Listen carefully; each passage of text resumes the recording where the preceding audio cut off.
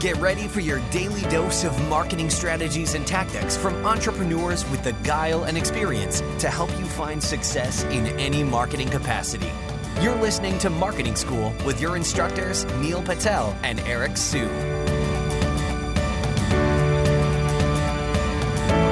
Welcome to another episode of Marketing School. I'm Eric Su. And I'm Neil Patel. And today we're going to talk about how to attract 9,000 visitors a month from Quora. So being that this is your title, Neil, why don't you start? Dude, I knew you were going to make me start it off too. And I was like, damn it.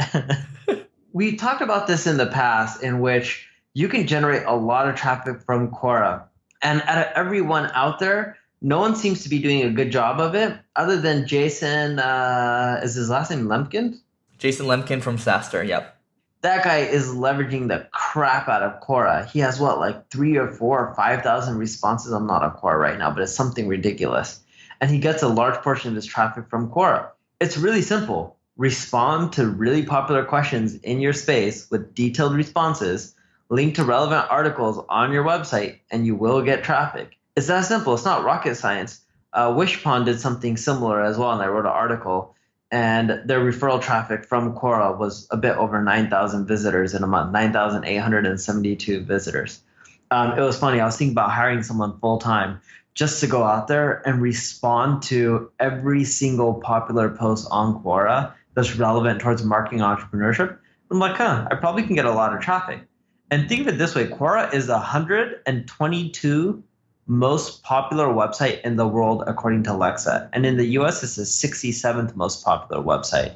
So if you're leveraging it, there's good traffic to be had. If you're not, then you're not going to get those extra visitors. Yeah, so a couple ways you can do this, right? I mean, you can go answer, the most popular questions, or you can answer like a new question that's popped up that seems to be gaining traction. And I've seen people on Quora that will basically shoot off a portion of like a blog post they have. So for example, Neil has a lot of content out there, and in reality, I mean, a lot of his blog posts can answer these questions. So they might put like a large snippet of the blog post, or they might put the whole thing.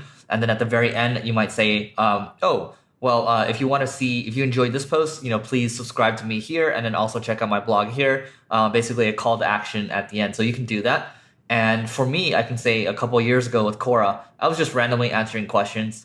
I answered an SEO question, and that person, somebody read the answer and reached out to me. And this was somebody that was willing to pay $30,000 a month when it came to SEO. Granted, we only worked for 1 month or so to clean up the kind of technical stuff, but it was $30,000 just for answering a question on Quora. So the power is there. You can see the fact that Jason Lemkin, who is co-founder of EchoSign, which sold for over 100 million to Adobe, like he knows his stuff. He knows the power of leveraging a community like Quora, especially when it's untapped. So he built basically a entire conference, an entire community, one of the best software as a service conference in San Francisco, and became known because he was so good at responding to people, and his answers were really unique. And it doesn't mean the answers need to be really long. They can be short, to the point, concise. And the thing is, like, you can see, even with this podcast, Neil and I are sometimes using the same answers. That's because it's still effective for, whatever topic we're covering. It's the same thing with what Jason Lemkin is doing. I've read a lot of his answers. Oftentimes he's going to be repurposing answers. And I've never harbored any ill will to him towards that. I actually think it's okay. And I think he's shown that he's received over 10 million views from Quora. That the thing is, their views, I would take it with a grain of salt, because it's just anybody reading the answer. Doesn't mean they've necessarily read your answer. So take that into account too, but Quora does have its merits. Yeah, and the big thing too is you can also get business from it, right? Don't think of it just as traffic. If you're in the service-based sector, it's like a gem for business. For example, if I was running a marketing agency, I would just go with really detailed responses, because then people would be like, wow, you're really smart. I should work with you. It's really that simple. Like, there's not much more to it. Really crazy detailed responses will drive revenue.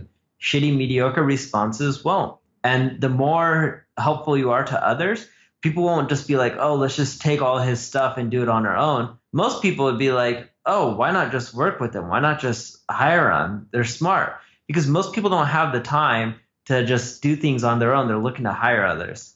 So my recommendation is a lot of people are trying to start off on their own. You do block out time for, going out to Quora, going out to sites like Reddit, going to the startup subreddit or the marketing subreddit, and just helping people out. For me, I block out time for Fridays for content creation. For example, like today, we're doing the podcast, and also there's writing involved as well, and also engaging with my little Facebook community as well. So a lot of different things to do. You just have to block out time for it if you're going to take it seriously. This is a good way for business development, right? So let's say you block out 30 minutes a week just to answer a couple questions. It might be an hour a week, whatever it is exactly. But clearly, Jason Lemkin's invested the time and he's clearly made it work. I've shown that I can generate revenue from Quora, and I wasn't even being intentional about it. Again, this was like 5-6 years ago, and it worked out. So Neil, anything else to add before we hop off? No, that's pretty much it. All right, that's it for today's episode of Marketing School. We'll see you tomorrow. This session of Marketing School has come to a close. Be sure to subscribe for more daily marketing strategies and tactics to help you find the success you've always dreamed of. And don't forget to rate and review so we can continue to bring you the best daily content possible. We'll see you in class tomorrow, right here on Marketing School.